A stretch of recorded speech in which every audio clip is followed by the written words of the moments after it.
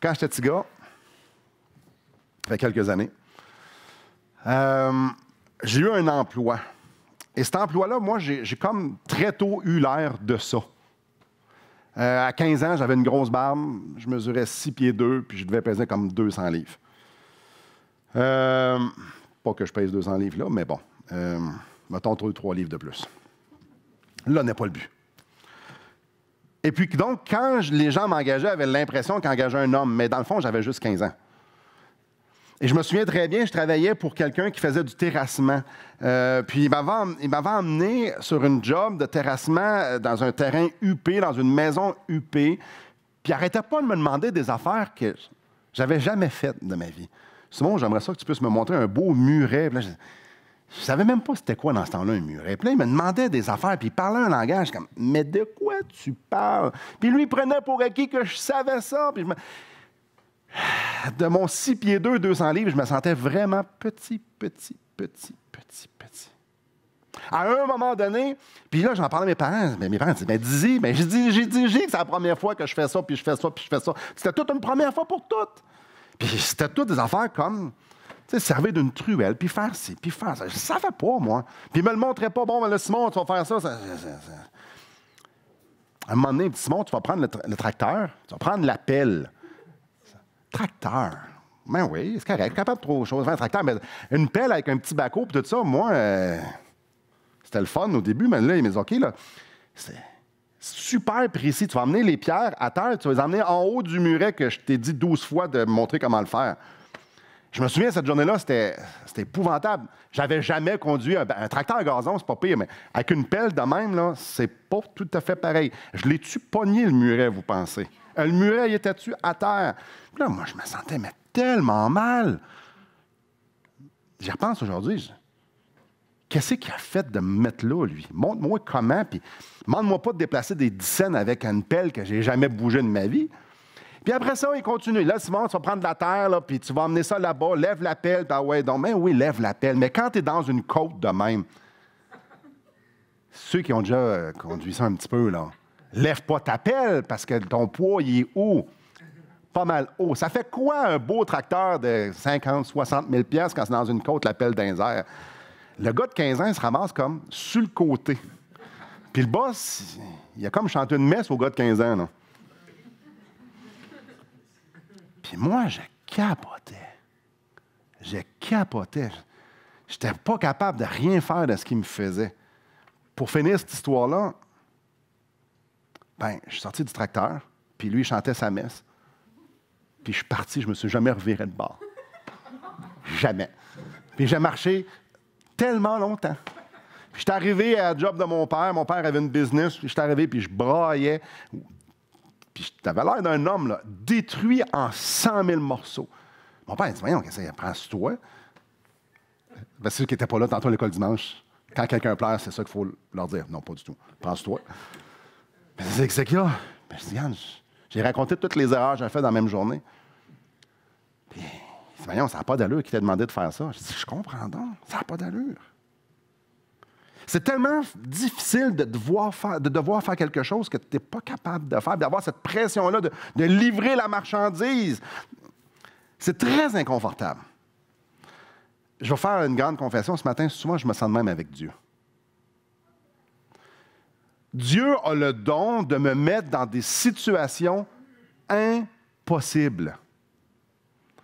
Quand je regarde ma vie, puis c'est comme, on dirait, un feu roulant, Dieu me met toujours devant des circonstances, pas toujours, souvent devant des circonstances d'une montagne insurmontable. Ça n'a pas d'allure. Là, je veux obéir. Seigneur, tu me demandes de quoi? Oui, je veux le faire, ça n'a pas d'allure. C'est ça que tu me demandes. Ah, mais ça, je ne suis pas capable de faire ça. Ah, je ne suis pas capable de faire telle ou telle chose. Je ne suis pas équipé pour faire ça. Voyons, ça n'a pas d'allure. Je n'ai pas ce qu'il me faut. Tellement souvent dans ma vie chrétienne, ça va faire 20 ans cette année, mais c'est arrivé tellement souvent que je me suis senti tellement dépassé par les événements. Et mes responsabilités étaient tellement plus grandes que qu'est-ce que réellement moi j'étais capable de prendre. Puis là, c'est pas de la fausse humilité. C'est vrai. J'ai eu des démêlés avec des relations. Mais comment je vais faire? Seigneur, tu m'as mis là-dedans. Je ne sais pas quoi faire. Là, je nous pose la question, est-ce que Dieu est trop exigeant? C'est une bonne question. Est-ce que Dieu nous demande des choses qui ne sont pas à notre portée? Est-ce que c'est normal de ne pas se sentir à la hauteur? Est-ce que c'est normal d'avoir peur? Est-ce que c'est normal d'être dépassé, d'être totalement désorienté, d'être dans un labyrinthe puis de dire « Qu'est-ce que je fais ici? Je ne sais même pas où je suis rentré, par où je suis sorti. » Puis se mettre en petite boule puis pleurer. C'est-tu normal? Ce matin, j'aimerais ça qu'on regarde comment réagir face aux exigences énormes de Dieu. Mais en commençant, j'aimerais juste brosser quelques histoires ici. Il y a un pattern dans la Bible. Il y a une façon Dieu a une façon d'agir, de se révéler. Plus ça, comme vous voulez, je ne sais pas trop. Je ne suis pas le seul, en tout cas, qui s'est senti dépassé. Abraham, à un moment donné, on voit ça dans Genèse. Abraham, pacte tes petits et va-t'en dans le pays, je te montrerai. Imaginez juste un instant. Tu as ta famille, tu as ton troupeau, tu as plein d'affaires, tu as tes tentes. Là, il faut que je déménage, mais je n'ai pas d'adresse où je m'en vais. Moi, j'appelle ça un peu inconfortable. Noé, j'aimerais ça que tu prennes 100 ans pour construire un petit bateau. On va sauver l'humanité à travers ce bateau-là. Oui. Et durant ces 100 ans-là, tout le monde alentour lui rappelait à quel point ça faisait aucun sens de construire un bateau. Noé persévère. Je vais sauver l'humanité par le bateau que tu es en train de... 100 ans! Pose-toi pas ce que tu vas faire la semaine prochaine. Tu vas travailler sur le bateau. Tu sais, le bateau qui peut-être que tout le monde te dit que servira à rien. Là. Fais-le. Oui, Seigneur, je vais construire le bateau. Joseph. Quand on parle d'injustice, Joseph a la palme d'or. Oui, OK, tu te fais vendre par ton frère, tu t'es fait battre, puis tu fais ci. Regarde, Joseph, c'est épouvantable. Tu vas subir les injustices, mais à la fin, tu vas découvrir que je vais sauver le peuple d'Israël par toi. Facile. Il y a un peu d'ironie ici. Moïse, tu vas tenir tête à Pharaon. Moïse, tu vas être à la tête du peuple. C'est toi qui vas sortir ton peuple d'Égypte. Là, pour nous, c'est folklorique, là. Mais mettez-vous un instant dans les souliers de Moïse ici. Puis là, tu vas marcher dans le désert, puis c'est toi qui vas faire rentrer le peuple d'Israël dans la terre promise. Ouais, facile. Josué, tu vois la terre promise, justement, c'est toi qui vas être le général. Tu vas conquérir avec cette armée, ça fait 40 ans qu'ils meurent de faim. Ils sont tous frêles, ils ne savent pas se battre, pas bien. Conquérir de la terre promise. Encore une fois, ça n'a pas d'allure. Gédéon, une histoire qui me fascine. Gédéon, tu vas aller attaquer Madian. Oui, eux autres, c'est une grosse armée, ils sont forts, ils sont puissants. Toi, prends l'armée, vas-y. Non, prends pas l'armée. Prends 300 hommes et va combattre une armée. On connaît la fin de l'histoire. C'est facile de dire « Ouais, Simon, tu t'en vas où avec ça? » Mettez-vous un instant dans ses souliers. 300 contre des milliers. David, lui, a battu des ours. Un ours, au moins, un lion ou deux. Ça, c'était dans sa jeunesse. Le sérieux commence avec Goliath. Puis après ça continue avec Saül, puis avec son fils. Il y en a tellement d'autres. Là, on a Jérémie devant nous autres. Le prophète Jérémie ici. Grosso modo, ce qu'il va lui dire, c'est pas moins, là. Verset 5, chapitre 1. « Avant que je t'ai formé dans le ventre de ta mère, je te connaissais, et avant que tu sois sorti de son sein, je t'avais consacré, je t'avais établi prophète des nations. Tu vas être prophète, tu vas être mon porte-parole. » Pas si cool que ça comme job. Surtout pas pour Jérémie. Verset 10. « Regarde, je t'établis aujourd'hui sur les nations et sur les royaumes pour que tu arraches et que tu abattes, pour que tu ruines et que tu détruises, pour que tu bâtisses et que tu plantes. » Y a-t-il quelqu'un, ça tente d'abattre, de détruire tout ça? Regardez verset 15. « Car voici, je vais appeler tous les peuples des royaumes du septentrion, dit l'Éternel. Ils viendront et placeront leur siège à l'entrée des portes de Jérusalem. » Bref, tu vas dire à mon peuple que tous les peuples vont venir attaquer Jérusalem. contre ses murailles tout autour et contre toute la ville de Juda. Bref, la job de Jérémie, c'est de dire au monde, réveillez-vous parce qu'il va y avoir un jugement terrible. En fait, il va y avoir un jugement terrible. Ça, c'est la job de Jérémie. Voyez-vous le pattern? On dirait que Dieu prend plaisir à demander des choses impossibles. Il n'y a rien de raisonnable dans tout ce que j'ai, toutes les histoires, 300 contre des milliers. Il n'y a rien de raisonnable là-dedans. Construire un arche, il n'y a rien de raisonnable. Nous, on connaît la fin de l'histoire, ça devient raisonnable. Mais mettez-vous dans leurs souliers. Il n'y a rien de rationnel, de logique. Oubliez ça. Toutes ces demandes que je viens de vous nommer là, ce sont tous des demandes hors de toute capacité humaine d'accomplir. Se lever debout, puis aller confronter Pharaon avec autorité, faire sortir le... Ça n'a pas d'allure. Je vous en donne quelques listes. Soyez saints comme je suis saint.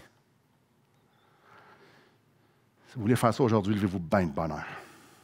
Inquiète-toi pas. Peu importe les circonstances, inquiète-toi pas. Fais-moi confiance. Ah, ton enfant est sur un lit d'hôpital parce qu'il est en phase terminale ou il vient de se faire frapper, il va peut-être mourir. Inquiète-toi pas. Comment ça, inquiète-toi pas? Non, inquiète-toi pas. Pardonne. Oui, mais attends un peu, on m'a fait l'impardonnable. Puis moi, je dois pardonner. Réconcilie-toi. Même plus loin, réconcilie-toi. Ouais. Élève tes enfants, Simon, de façon à ce qu'ils voient ma valeur et qu'ils puissent m'aimer et qu'ils puissent me suivre. OK, je dois démontrer de la façon dont j'éduque mes enfants la valeur de Jésus-Christ. J'ai de la misère à le faire pour moi, il faut que je leur montre. Aime ta femme comme Christ a aimé l'Église. Ah, ça, c'est facile. Non. Aimez-vous les uns les autres comme Christ vous a aimé. Un peu, là. Christ est venu me servir, lui, le roi des rois, le Créateur. Il est venu mourir sur la croix.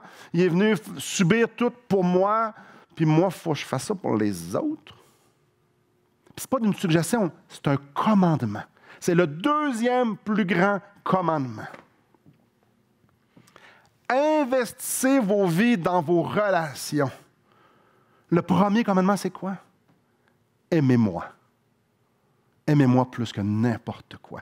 Investis ta vie pour mon royaume. Allez, faites de toutes les nations des disciples. Dites-le à tout le monde entier. Et non seulement leur dire, formez-les. Ultimement, Dieu nous demande de mourir à nous-mêmes, de s'offrir en sacrifice pour la cause de l'Évangile, pour la cause de son saint nom. Il nous dit, fais l'Évangile le centre de ta vie. D'un couvert à l'autre, il y a des demandes qui sont complètement irraisonnables. Il y a un pattern. Dieu demande l'impossible. Donc, la question, quand je posais la question, est-ce que Dieu est trop exigeant? La réponse, c'est oui. Dieu demande l'impossible. C'est encourageant, hein? Dieu nous demande des affaires qui sont impossibles. Et si à quelque part dans votre tête, vous dites, non, moi je suis capable, on s'en reparlera à la fin. Il y a quelque chose que vous n'avez pas compris. Comment la plupart des hommes et des gens dans la Bible ont réagi face à ça? Quand tu réalises que celui qui règne souverainement sur chaque matière, sur chaque sphère, les spirituels et les matériels comme nous, celui qui règne, celui qui a tout créé, celui qui sait lorsqu'il y a une poussière qui tombe, non seulement qu'il le sait quand elle tombe, il a prévu qu'elle tombe, quand lui te demande quelque chose, quand cette personne-là qui s'appelle Dieu, Yahweh, celui qui est, celui qui existe, quand lui te demande de faire une tâche, il te demande de la faire comme lui veut qu'elle soit faite. Comment tu peux te sentir autosuffisant? C'est tout à fait normal de dire, devant Dieu, devant la perfection de Dieu, de dire, moi, je ne suis pas capable. Voici ce que Moïse a dit dans Exode 4:10. Seigneur, je ne suis pas un homme qui a la parole facile. Es-tu malade de me demander ça? C'est pas d'hier, ni d'avant-hier, ni même depuis que tu parles à ton serviteur. Quand j'ai la bouche et la langue embarrassées, je ne peux pas le faire. Moïse a dit à Dieu, non, Tantôt, je vous ai parlé de Gédéon, 300 contre des milliers. Gédéon lui a répondu, « Ah, mon Seigneur, avec quoi délivrerai-je Israël? Voici ma famille est la plus pauvre en Manassé. Je suis le plus petit dans la maison de mon père. Tout petit, tout petit, tout petit. Ma famille est une poussière dans la tribu de Manassé, puis moi, je suis la poussière de la poussière dans ma famille. » Gédéon a dit, « Impossible, tu me le demandes. » Comme je dis, si quelqu'un qui pense, se sent apte à accomplir quelque chose que Dieu lui demande, il n'a pas compris c'était qui Dieu, puis il n'a pas compris la tâche du tout, du tout, du tout. Jérémie, verset 5, « Je veux que tu parles à mon peuple. » Jérémie de répondre, « Ah, Seigneur éternel, voici, je ne sais point parler car je suis un enfant. » Jérémie, la même chose. C'est un peu le Dieu créateur, celui qui il a un message à sa créature, à ses créatures. Il veut passer par moi. Jérémie fait, non. Non. Je ne suis pas l'homme de la situation. Je suis trop petit. Je suis juste un enfant. Comment quelqu'un pourrait prétendre être capable d'accomplir quelque chose que Dieu lui demande de faire de façon adéquate? Notre modèle s'appelle Jésus. Quand Dieu nous demande d'aimer, c'est comme Jésus. Quand Dieu nous demande de pardonner, c'est comme Jésus. Quand Jésus nous demande de donner notre vie pour les autres, le modèle d'abnégation s'appelle Jésus. Quand il nous demande de servir, le modèle, c'est Jésus. Quand il nous demande de se consacrer, c'est Jésus. Quand il nous demande de parler de son Père et du royaume, d'évangéliser, le modèle, c'est Jésus. Quand il nous demande d'adorer, c'est comme Jésus. Qui est capable de dire, moi, je suis comme Jésus. Moi, je le fais comme Jésus. Moi, j'obéis comme Jésus. Il n'y a personne qui peut faire ça. Quand Dieu nous demande quelque chose, c'est assurément infiniment au-delà de nos capacités parce qu'il nous demande de le faire comme Jésus. Comment on peut dire, choisis-moi, je suis capable? Impossible. Paul dit, qui est suffisant pour ces choses? Le Paul, le génie, celui qui connaît la loi, celui qui est un des plus grands missionnaires, celui qui a écrit une grande partie du Nouveau Testament, lui, il dit, pas capable. Donc, se sentir inapte, se sentir petit, incapable, insuffisant, se sentir que quelqu'un d'autre serait beaucoup mieux que nous, c'est normal. Si vous vous sentez de même, c'est normal. Je me sens de même, c'est normal. On dit la vérité, on part avec ça, il nous demande des choses impossibles, puis c'est normal qu'on capote avec ça. Bon, on peut s'en aller chacun chez nous à ça. Non, il manque un... C'est pas fini. Verset 4. La parole de l'Éternel me fut adressée en ces mots. Avant que je t'ai formé dans le ventre de ta mère, je te connaissais. Et avant que tu sois sorti de ton sein, je t'avais consacré. Il est intéressant que quand Jérémie lui dit erreur sur la personne, Dieu, retourne aussi loin qu'avant la naissance de Jérémie. Avant que tu naisses, je t'avais choisi pour la tâche. Ça, c'est quelque chose d'impressionnant. C'est gros. Avant que Jérémie ait quelconque capacité, habileté, Dieu l'avait choisi. Tu sais, les petits bébés, quand ils sortent, là, sont-ils bons? Ils sont bons à faire bien des affaires comme remplir des couches puis boire, mais à part ça, là, ils dorment. Ils sourient même pas. Ils sont bons à faire. Ils sont juste bons d'en faire 2-3 affaires. Là. On ne peut rien leur demander. Imaginez remonter dans le ventre de la maman. À quoi ils sont bons? À cogner dans le ventre? On recule avant ça. Avant qu'il soit, c'est là, un petit fœtus, là, à la conception. Ils sont bons à quoi? Quelle habileté qu'ils ont? Ça, ici, ça nous parle là, qu'avant qu'il y ait quelconque chose qui arrive, Dieu les avait choisis. Avant la conception. Donc, c'est assez exceptionnel. Ça nous parle ici, je te connaissais au verset 5. Je te connaissais. Avant que tu existes, je savais déjà tout à propos de toi. Puis dans ce sens, dans ce verbe ici, dans « je te connaissais », il y a un sens de relation. Non seulement je te connaissais, mais je suis rentré en relation avec toi. J'ai pris une décision en pleine connaissance de cause de qui tu étais pour être. Donc, la vie de Jérémie au grand complet était devant Dieu. Dieu a fait son choix. Il a choisi cet être-là. Dieu savait tout à propos de Jérémie. Puis il l'a choisi malgré tout. Je dis bien malgré tout. Et Jérémie n'est pas le seul à se sentir comme « c'est trop ». Et ce n'est pas le seul non plus qui a été choisi pour un service. Le prophète Ésaïe, je vous lis 49,5. « Maintenant l'Éternel parle, lui qui m'a formé dès ma naissance pour être son serviteur. » Le but de la vie d'Ésaïe, c'était, pas le but qui s'est donné, avant sa naissance, c'était qu'il soit prophète. On parlait de Paul tantôt, dans Galates 1,15. « Mais lorsqu'il a plu à celui qui m'avait mis à part, séparé dès le sein de ma mère. » Pour moi, je trouve ça totalement exceptionnel ici. Dieu choisit des gens avant leur naissance. Dieu choisit des gens, il choisit des tâches, il leur donne des tâches avant même qu'ils existent. Moi, je trouve ça quand même pas pire. Parce que je n'engagerai jamais quelqu'un que je ne connais pas. Je n'engagerai jamais quelqu'un que je n'ai jamais entendu parler. Je n'engagerai jamais quelqu'un avant sa naissance. Dieu, oui. Comme si le choix de la personne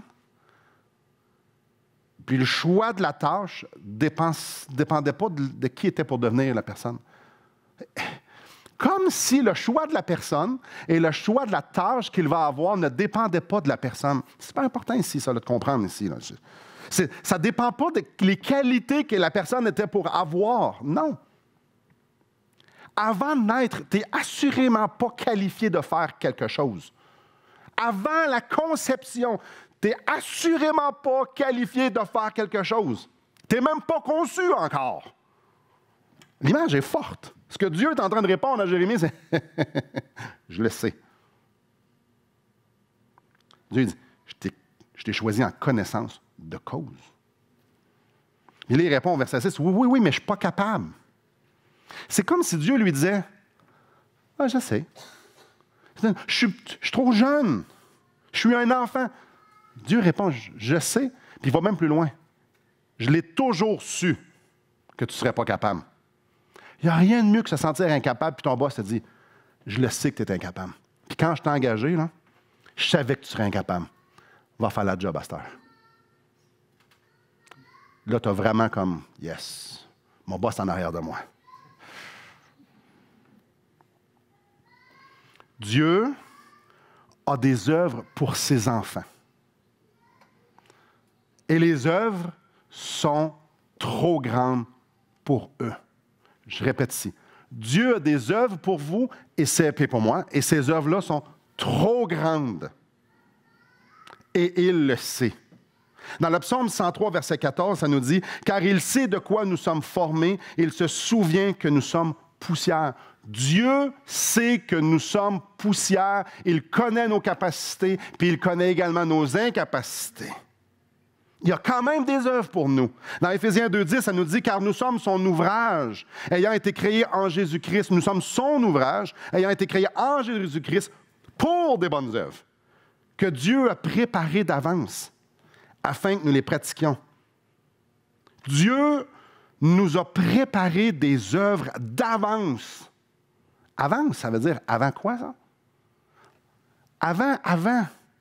Avant qu'on soit qualifié, avant même qu'on existe, Dieu a préparé des œuvres pour vous et pour moi, des œuvres qui seraient impossibles pour nous de faire.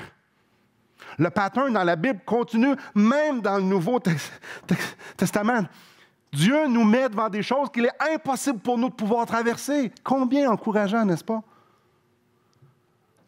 Dieu nous a quand même choisis. Dieu savait que Simon était pour avoir ces faiblesses-là, ces péchés dominants-là, tout ça. Dieu savait ma vie, Dieu savait mes influences, Dieu savait quel environnement dans lequel j'étais, Dieu savait que je n'étais pas pour être fidèle, que j'étais pour être impatient, Dieu savait que j'étais pour avoir le cou raide, le cœur dur, Dieu savait, puis il m'a choisi. Non seulement il m'a choisi, Il a préparé des œuvres pour moi, des œuvres que ce gars-là n'est pas capable de faire. En lui, en Jésus-Christ, Dieu nous a élus avant la fondation du monde. Ça, c'est longtemps avant notre conception, ça. Et avec notre élection pour le salut, vient ces œuvres qu'il a préparées pour nous. La réponse de Dieu lorsqu'on se voit inapte, petit, pas la bouche facile, pas la sagesse pour. Quand on dit « Seigneur, je ne suis pas capable », quand on dit « c'est au-dessus de moi, je ne suis pas capable de gérer cette situation-là, je ne suis pas capable de faire telle ou telle chose », vous savez ce qu'il vous le dit? Je sais. Je l'ai toujours su. Je l'ai toujours su. Et une partie de moi fait comme « ben là ». Puis l'autre partie de moi fait comme « yes ». C'est percutant. Dieu a toujours su qu'on était incapable d'accomplir ce qu'il nous demandait. Dieu a toujours su qu'on ne serait jamais à la hauteur. Puis une chose qui me frappe, puis que c'est là, je fais « yes », il m'a choisi pareil. Dieu m'a sauvé en sachant que je ne serais pas bon. Dieu m'a sauvé en sachant que je ne serais jamais à la hauteur. Dieu m'a sauvé en sachant que je le décevrais jour après jour. Dieu m'a sauvé pareil. Puis Dieu m'a donné à me donner des tâches. Dieu m'a discerné, m'a délégué, m'a commandé des affaires qu'il savait que je ne serais pas capable de faire. Puis il me les a quand même demandé, puis il m'a quand même sauvé. Wow! Wow! La grandeur de ça, c'est incroyable, c'est formidable. Regardez au verset 7.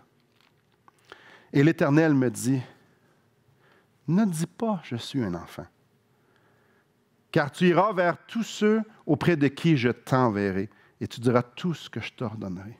Ne les crains point, car je suis avec toi pour te délivrer, dit l'Éternel. Puis l'Éternel étendit sa main et toucha ma bouche. Et l'Éternel me dit, voici, je mets mes paroles dans ta bouche. Voyez-vous, le choix de Jérémie, ce n'était pas parce que Jérémie était bon, mais parce que Dieu voulait utiliser Jérémie pour sa gloire. Il faut comprendre là-dedans, c'est que Jérémie, là, ce n'était qu'un instrument entre les mains de Dieu. Un point, c'est tout. Comme Moïse. Voici ce que Dieu a dit à Moïse. Qui a fait la bouche de l'homme? La réponse, c'est Dieu. Et qui rend muet ou sourd, voyant ou aveugle? C'est Dieu. En connaissez-vous? En avez-vous déjà vu? Est-ce que vous avez déjà vu des gens muets? Oui. Est-ce que vous avez déjà vu des gens avec juste une jambe? Oui. Avez-vous déjà vu du monde aveugle? Oui. Si Dieu avait voulu que vous soyez aveugle, vous seriez aveugle. Si vous voyez, c'est parce qu'il veut que vous voyez. Qui fait tout ça? Dieu interroge Moïse. Ta bouche, qui te l'a donné? N'est-ce pas moi, l'Éternel? Va donc, je serai avec ta bouche, et je t'enseignerai ce que tu as à dire. Gédéon, c'est dans Juge 7. Et l'Éternel dit à Gédéon, c'est par les 300 hommes qui ont la paix que je vous sauverai. C'est qui va faire la job? Je vous sauverai et que je livrerai Madian entre tes mains. Que tout le reste du peuple s'en aille chez soi. Chacun chez soi, on n'a pas besoin du peuple. C'est moi qui vais faire la job. Avec Moïse, Dieu a dit, je vais faire la job. Avec Gédéon, je vais faire la job. Dieu prend des gens ordinaire. Et si on l'a vu avec Jérémie, prend du monde ordinaire. Jérémie était jeune. Du monde ordinaire. Pour faire des choses extraordinaires. Dans Jacques 5, 17, on lit, Élie est un homme de la même nature que nous. Mais Élie, si vous ne connaissez pas Élie, allez lire son histoire. Et la parole inspirée de Dieu, Dieu nous dit, ce gars-là était comme vous autres. Pareil. Dieu prend des gens inaptes et fait ce qui doit être fait pour qu'ils puissent accomplir la tâche qu'il veut qu'ils accomplissent. Je répète, Dieu prend des gens inaptes Et il fait ce qui doit être fait pour qu'il puisse accomplir l'œuvre qu'il a pour eux. Venez avec moi dans 1 Corinthiens, chapitre 1. Passage passablement connu, que j'aime encore et encore utiliser parce que ça révèle plusieurs grandes vérités à propos de nous et de notre Sauveur. Écoutez bien ici, là. Dieu ne prend pas des superstars et il ne leur dit pas « faites ce que vous faites le mieux ». Dieu ne prend pas l'élite et leur dit « allez hop, on y va ». C'est pas ça. Chapitre 1, verset 1. « Considérez, frères, que parmi vous qui avez été appelés, il n'y a pas beaucoup de sages selon la chair, ni beaucoup de puissants, ni beaucoup de nobles. » La réalité va frapper au verset 27. « Mais Dieu a choisi les choses folles du monde pour confondre les sages. » Dieu a choisi les choses faibles du monde pour confondre les fortes. Et Dieu a choisi les choses viles du monde et celles qu'on méprise, celles qui ne sont point pour réduire à néant, celles qui sont. Ce que Dieu est en train de dire ici, c'est, regardez autour de vous, là, il n'y a personne qui est une superstar. Il n'y a personne. L'élite chrétienne n'existe pas. Même Élie, ce n'était pas l'élite. Paul, Pierre, Jean, ce n'était pas des superstars. Spurgeon, c'est pas une superstar. Il n'y a pas un chrétien qui a vécu qui était une superstar. L'élite chrétienne, ça n'existe pas. Dieu nous dit, vous êtes tous pareils. Tous inaptes à la tâche. Mais regardez ce que Dieu dit aussi. Voici ce que dit à Josué. Nul ne tiendra devant toi tant que tu vivras. Je serai avec toi, comme j'ai été avec Moïse. Je ne te délaisserai point. Je ne t'abandonnerai pas. Fortifie-toi, prends courage. Je suis là. Regarde en arrière, j'ai toujours été là. Je vais être là. Avance. Depuis toujours, Dieu prend les faibles pour en faire du fort. Paul avait une écharpe dans la chair qu'il rendait faible, peu importe ce que c'était. Et Dieu a dit, Jésus a dit à Paul, quand Paul lui a demandé de le retirer pour qu'il soit plus fort, « Ma grâce te suffit, Paul. Parce que ma grande puissance, mon infinie puissance travaille dans la faiblesse, s'accomplit dans la faiblesse. » Et Paul réalise, je vais me glorifier que je suis inapte à la tâche. Parce que quand je suis incapable, faible, c'est alors que la grande puissance de Jésus-Christ peut être produite en moi. C'est alors que je suis fort. Gloire à Dieu pour les inaptitudes. La puissance ne vient jamais de nous. Dans Éphésiens chapitre 3, 20, on lit « Or, à celui qui peut faire, par la puissance qui agit en nous, infiniment au-delà de tout ce que nous demandons et pensons, la puissance qui agit en nous. » Ça vient-tu de nous autres, ça? Non. Pas du tout. On parle ici de l'Évangile, on parle ici du travail de Jésus-Christ, de l'Esprit Saint. Tantôt, Jérémie a parlé, l'Esprit qui a sorti Jésus, qui lui a donné cette vie éternelle, l'Esprit de Dieu qui a ressuscité Jésus. Ce même Esprit-là habite dans les croyants. C'est une puissance. Dans Actes 1:8, ça nous dit, vous serez et vous recevrez une puissance, le Saint-Esprit. Et vous allez être mes témoins. C'est une puissance. C'est cette puissance-là qui est en nous qui peut faire en sorte d'agir infiniment au-delà de ce qu'on peut demander et penser.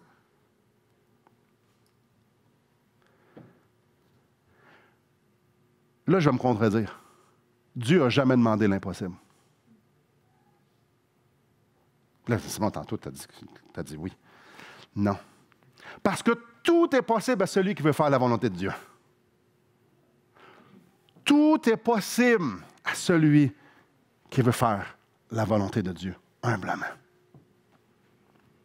Dans Philippiens 2:13, il y a quelque chose, il y a une vérité que je trouve percutante.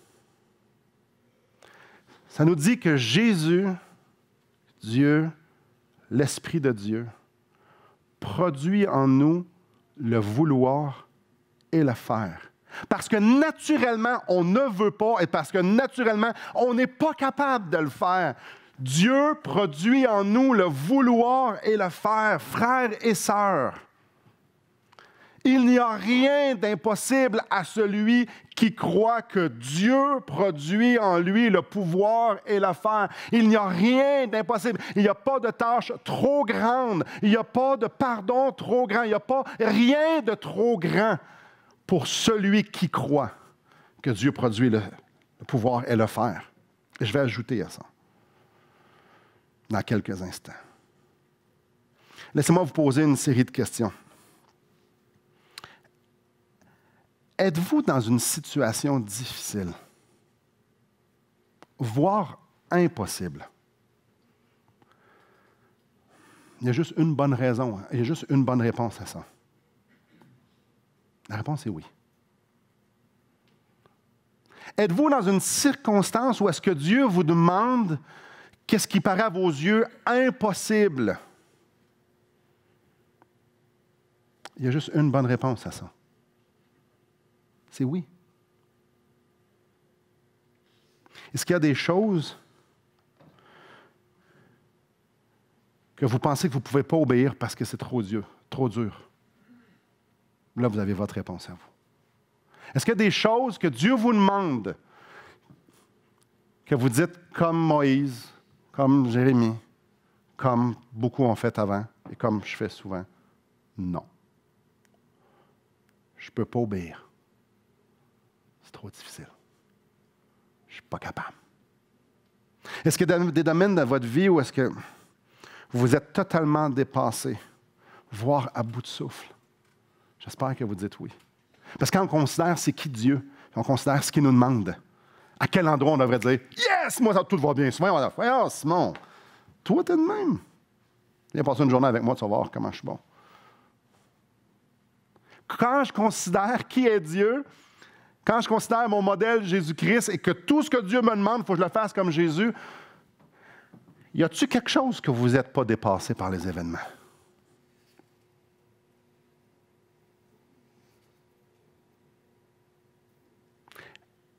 Est-ce que Dieu sait que vous êtes inapte? Ça peut être évangélisé. Ça peut être pardonné. Ça peut être chercher la volonté de Dieu. Ça peut être mille et une petites choses et grandes choses.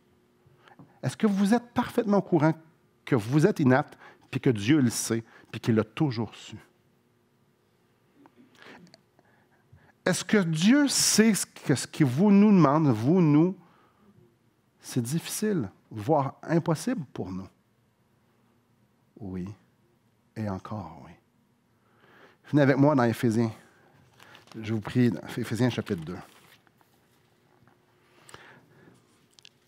Dieu, qui sait toutes choses, sait de quoi vous êtes fait, de quoi je suis fait. Avant même la création du monde, il le savait. Avant même la création du monde, il avait préparé des œuvres pour nous qu'il savait qu'ils étaient pour être infiniment plus que qu'est-ce que nous étions capables de porter. Est-ce qu'il le sait? Ben oui. Mais posons-nous la question, pourquoi Jésus est mort sur la croix? Est-ce qu'il est mort sur la croix parce que nous étions capables de nous sauver nous-mêmes? Est-ce que Jésus est mort sur la croix parce que nous étions des bonnes personnes et que nous pouvions aller au ciel par nos propres œuvres? Ou Jésus est mort sur la croix parce que nous étions incapables d'aller au ciel par nos propres moyens? Jésus est mort sur la croix parce qu'il est la seule solution pour que nous puissions être appelés enfants de Dieu. Parce qu'il est impossible qu'un être humain puisse faire quelque chose de bon à la vue de Dieu de par lui-même. Jésus est mort sur la croix pour nous sauver. Mais est-ce qu'on a si changé que ça? Est-ce qu'on est devenu beaucoup plus capable de par nous-mêmes après? Regardons au verset 10. Car nous sommes son ouvrage, ayant été créés en Jésus-Christ pour de bonnes œuvres que Dieu a préparées d'avance afin que nous les pratiquions. On n'a pas changé. Je suis encore le même Simon que j'étais, avec les mêmes limitations. Mais ce qui est extraordinaire, c'est que maintenant, je suis son ouvrage. Son ouvrage. C'est pas moi qui a fait mon salut, c'est lui qui a fait mon salut. Il est l'auteur de mon salut. Il est celui qui a tout fait pour que je sois sauvé. Et c'est lui qui m'a attiré à lui par la puissance de l'Évangile. C'est lui qui a fait de A à Z le fait que je puisse être appelé enfant de Dieu. Et lui, il m'a fait parce qu'il avait des œuvres pour moi. J'ai été créé pour des bonnes œuvres. Et vous avez été créés pour des bonnes œuvres. Donc, la question, ce n'est pas si je suis capable ou non. La question, c'est que la puissance qui est en moi me rend capable de le faire. Si je suis capable de faire les bonnes œuvres, c'est parce que je suis son ouvrage. Regardez au verset 5. Nous qui étions morts par nos offenses, nous a rendus vivants. Si je suis capable, c'est parce que j'ai sa vie. Je suis vivant avec Christ. Je suis uni en lui. Il m'a aussi ressuscité ensemble au verset 6. Il m'a fait ensemble dans les lieux célestes. Puis ça a déjà été fait en Jésus-Christ. Si aujourd'hui je suis capable d'accomplir ce que Dieu me demande, si Élie a été capable, si Moïse a été capable, si tous les grands de tout l'univers, pas tout l'univers, de toute la création ont été capables, c'est parce que Dieu les a rendus capables de le faire. Si Paul a été qui il a été, c'est parce qu'il était vivant de la vie de Christ. On n'est pas plus capable de rien faire de par nous-mêmes, mais par sa vie, en nous, on est capable. Parce que c'est lui qui le produit. Et peut-être que vous dites, oui, ça, je sais ça, Simon. Et peut-être que vous vous dites ce matin, je ne me pose pas ce genre de questions-là. T'es bien bizarre, toi. J'en ai rencontré dans ma vie des gens qui ne se posaient pas de questions. Des chrétiens qui ne se posent pas cette question-là. Ces chrétiens qui sont comme désillusionnés, qui font juste vivre. Avez-vous déjà vu quelqu'un faire du surf? Quand il y a une vague, ils se mettent en pouce. Je vous le montre, ça n'a pas tout à fait de même. Là. Puis là, ils se mettent comme ça, puis ils avancent. C'est quoi leur gros job? Je sais que c'est bien dur de faire du surf, là, mais ils font juste surfer la vague. Il y a une vague, on la surfe. Il n'y a plus de vague, ils rembarquent une vague, on recommence. Ça ne se pose pas vraiment de questions. Dieu me demande des choses, oui, mais je ne suis pas capable, puis Dieu le sait, puis c'est correct. J'ai entendu beaucoup de chrétiens me dire, oui, mais je ne suis pas capable. Souvent, ça a rapport avec l'évangélisation. Pardonner. Souvent, c'est avec pardonner.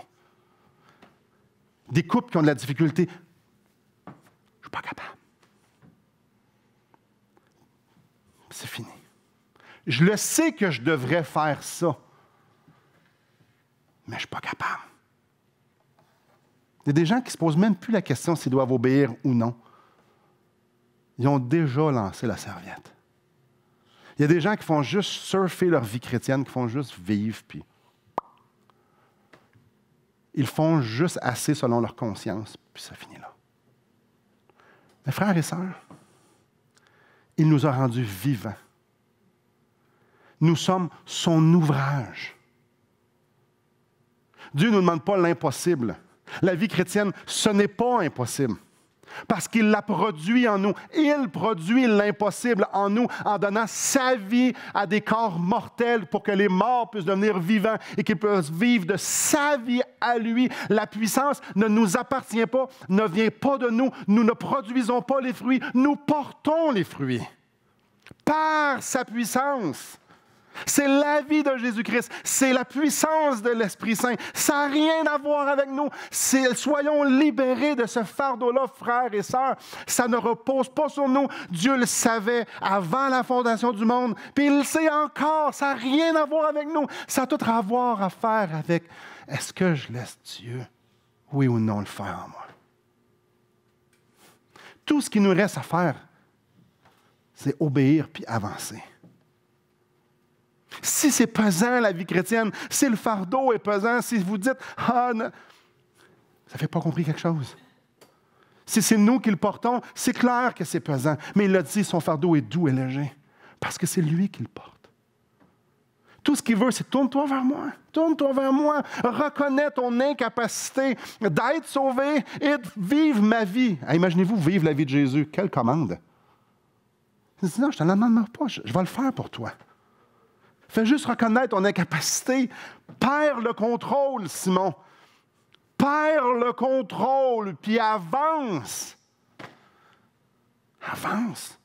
Que ce soit pour l'esclavage de péché, que ce soit dans votre mariage, que ce soit dans l'éducation des enfants, que ce soit d'évangéliser, que ce soit dans quelconque ministère, au travail, la souffrance. Dieu pourvoit ce qui est nécessaire. Parce que les circonstances dans lesquelles nous sommes, tous et chacun, il est drôlement au courant de ce qui se passe. C'est Dieu.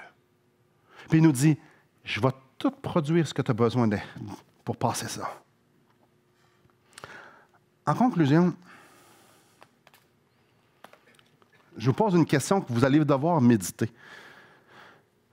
Parce qu'alors que j'écrivais la question, j'ai eu une première réponse. Après ça, j'ai eu plein d'autres réponses. Êtes-vous prêt à perdre le contrôle de votre vie? C'est comme quelqu'un qui dit, veux-tu mourir à toi-même? Oh oui. Attends un peu, pense un instant. Là. Ça l'implique quoi, ça? Es-tu prêt à perdre le contrôle? Je suis en train de montrer à mon fils à conduire.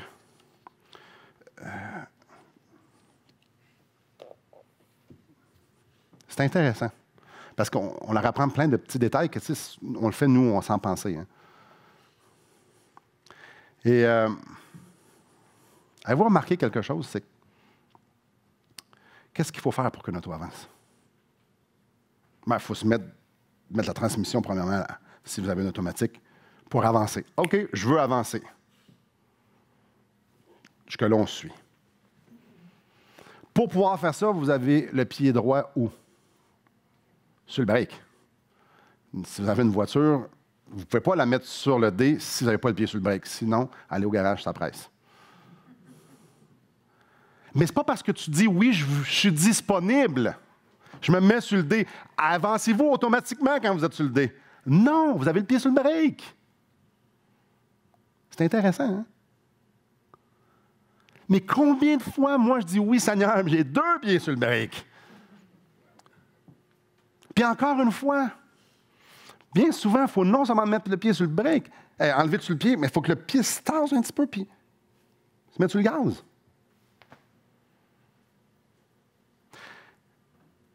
Je crois que Dieu produit en moi le vouloir le faire. Je crois que toute chose concourt au bien de ceux qui me disent. Je crois que ce qui est en train de me demander là, c'est la meilleure chose pour moi. Je le crois, je me mets sur le dé. Mais la foi sans les œuvres, elle est quoi? Ce même pas de foi-là doit prendre mon pied et l'enlever sur le break. Viens le faire, Seigneur. Et non, ça ne finit pas là, là. Je mets 2 pieds sur le gaz, j'avance. Il faut mettre le pied sur le gaz pour avancer. Et certaines personnes, ils ont de la misère sur l'autoroute, ils se mettent à gauche. Pour aller, il faut mettre le pied sur le gaz. Il y en a qui restent talés sur le coin des rues. Mais il y a des chrétiens qui sont sur le coin des rues aussi, puis qu'à un moment donné, ils se sont rendus là, puis ils ont oublié de mettre le pied sur le gaz. Mais ils croient qu'ils doivent être sur le dé. Ils sont déjà sur le dé, mais ils ont le pied sur le break parce qu'ils ne veulent plus obéir. Ils ne veulent plus avancer. Puis moi, ça m'arrive souvent.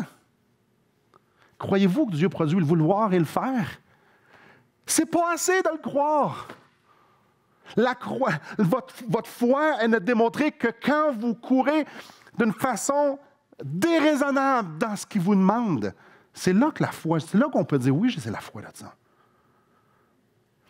L'idée là-dedans, c'est que je perds le contrôle. Parce que quand je comprends, je prends la même illustration. Le moteur, c'est pas moi qui le fais agir, c'est pas moi qui roule. Tout se fait tout seul. J'ai juste besoin de faire ces 3-4 étapes-là, puis le char va avancer. J'ai rien d'autre, mais il faut que je le fasse. Tu peux avoir une Ferrari. Si tu ne fais pas ces étapes-là, ça ne va rien changer. Puis on a infiniment plus qu'une Ferrari dans le Saint-Esprit. Je vous pose la question. Est-ce qu'il y a des domaines dans votre vie qui vous semblent impossibles? Il y en a certains qui vont faire « oui, ça. » Surtout quand on fait des péchés. Y a-t-il des péchés que vous êtes tannés de faire? Tannés de porter? Peut-être qu'il y en a qui sont esclaves de certains péchés ici. Est-ce qu'il y a des relations qui vous... C'est dur, des choses que Dieu vous demande. Je ne suis pas capable. Savez-vous, c'est où la meilleure place? C'est quand on craque et qu'on abandonne devant Dieu. C'est de dire, je ne suis plus capable. Je ne suis plus capable de porter, je ne suis plus capable d'avancer. J'en ai des circonstances de même dans ma vie aujourd'hui. Je ne suis plus capable. Puis on se revire vers lui et on dit, tu produis le vouloir et le faire, je le crois. Oui. Ces œuvres-là sont préparées d'avance. Tu m'as choisi d'avance. Moi, je suis plus capable. Mais en fait, tu ne me demandes pas de savoir si je suis capable ou non. Ça, tout le monde le sait déjà. Ce que tu me demandes de faire, c'est de croire à toi. Croire en la puissance du Saint-Esprit. Croire à ça. Croire que tu veux une relation avec moi. Croire que tu m'aimes. Seigneur, non seulement tu veux que je croie, mais j'avance, puis je vais te chérir, puis je vais... Abandonner cette idée-là qu'il y a quelque chose qu'il faut qu'on fasse. Sinon, de lui laisser la place et obéir. J'aimerais ça qu'on prenne peut-être une minute, quelques secondes du moins.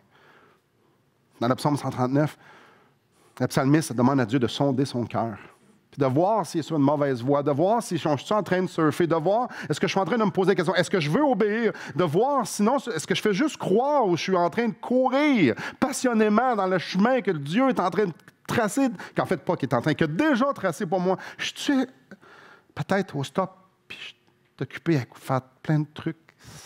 J'ai oublié de mettre le pied sur le gaz parce que je suis fatigué, parce que je ne sais pas comment, parce que j'ai peur. Or, que le Saint-Esprit, dans les prochaines secondes, puisse venir nous convaincre, de venir nous montrer, pointer du doigt ces choses. Demander à Dieu, Seigneur, montre-moi les choses qui m'empêchent, que je dois t'abandonner.